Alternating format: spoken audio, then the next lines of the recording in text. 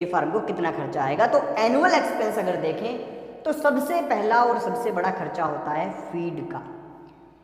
हम ये मान के चलते हैं कि हम जो भी देंगे फीड में, गेहूं भी देंगे, मकई भी देंगे, बाजरा भी देंगे, इसके साथ साथ हम अगर महंगे में बात करें तो सरसों की खली देंगे, बड़ेवों की खली देंगे यानी कपास की खली।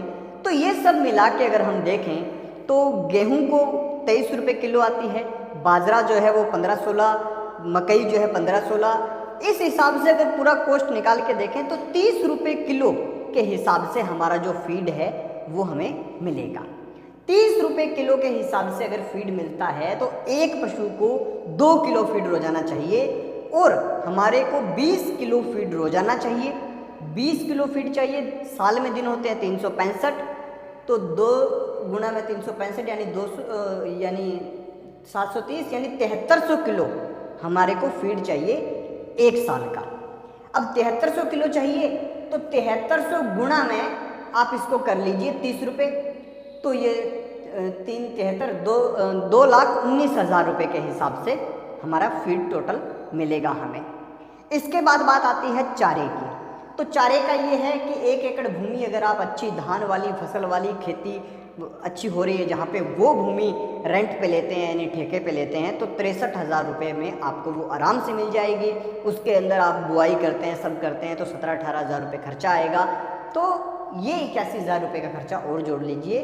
कुल मिलाकर हमने 3 लाख रुपये मान लिया फीड और फोडर का यानी चारे का और फीड का। इसके बाद में खर्चा आता है वेटरनरी डॉक्टर का, मेडिसिन का, 50,000 रुपये एक साल का मान लिया हमने। इसके हिसाब से मतलब 50,000 136 रुपये पर डे का हो गया ये। इसी के साथ हमने लेबर कॉस्ट मान ली।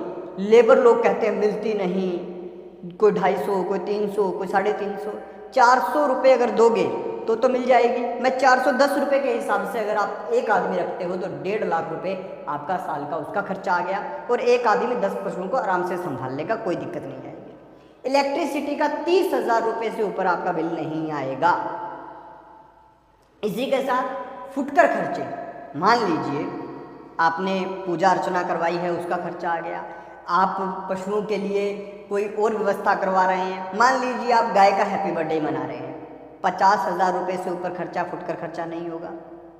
किसी की विजिट आ गई, कोई घूमने आ गया, कोई देखने आ गया, 50,000 रुपये से ऊपर खर्चा नहीं होगा, तो 50,000 हम फुटकर खर्चा मान लेते हैं। तो टोटल हमारा खर्चा हो गया 5,80,000 रुपये एनुअली उस फार्म को चलाने का। अब हम देखते हैं कि यहाँ पर हमें वापस कितना मिलेगा, रिवेन्यू कितना वहाँ से जनरेट होगा। रिवेन्यू की बात करूँ उससे पहले आप जल्दी से कमेंट बॉक्स में जाके ये बताइए कि आपके यहाँ कोई भी 50,000 रुपये की कीमत वाली गाय एक दिन में कितना दूध दे देती है।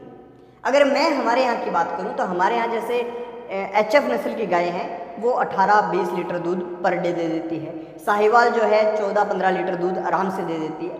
लेकिन मैं मान के चलता हूँ कि जो गाय आप लेके आए हो वो तो भाई 5 लीटर ही एक टाइम का देगी, यानी एक दिन का 10 लीटर दूध ही देगी।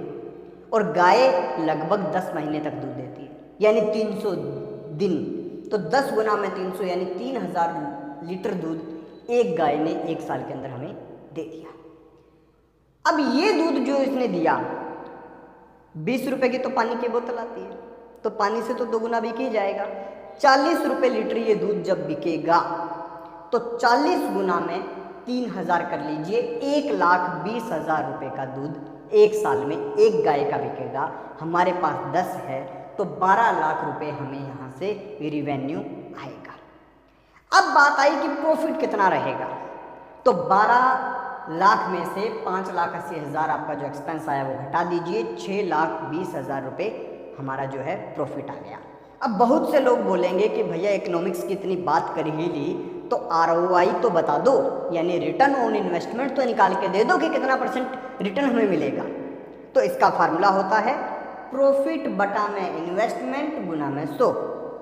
प्रॉफिट हमारा कितना हुआ 6,20,000, इन्वेस्टमेंट कितनी थी 10 इनिशियल इन्वेस्टमेंट जोड़ी जाती है तो 10 लाख रुपए। अब ये फॉर्मूले के हिसाब से निकला 62%। अब आप लोगों को मैं बता दूं कि बिजनेस की दुनिया में जो लोग काम करते हैं वो इस चीज़ को समझते होंगे कि अगर आपका कोई भी बिजनेस आपको 12-13% प्रॉफिट दे रहा है तो मान लीजिए कि ये बिजनेस सर्वाइव कर जाएगा। अगर वो 25-30% प्रॉफिट दे रहा है तो उसमें ये मान लीजिए कि वो बिजनेस कभी भी दबेगा नहीं, खत्म नहीं होगा।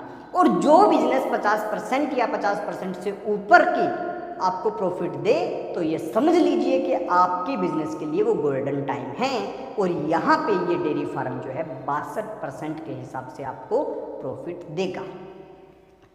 तो ये मेरी टोटल कैलकुलेशन थी।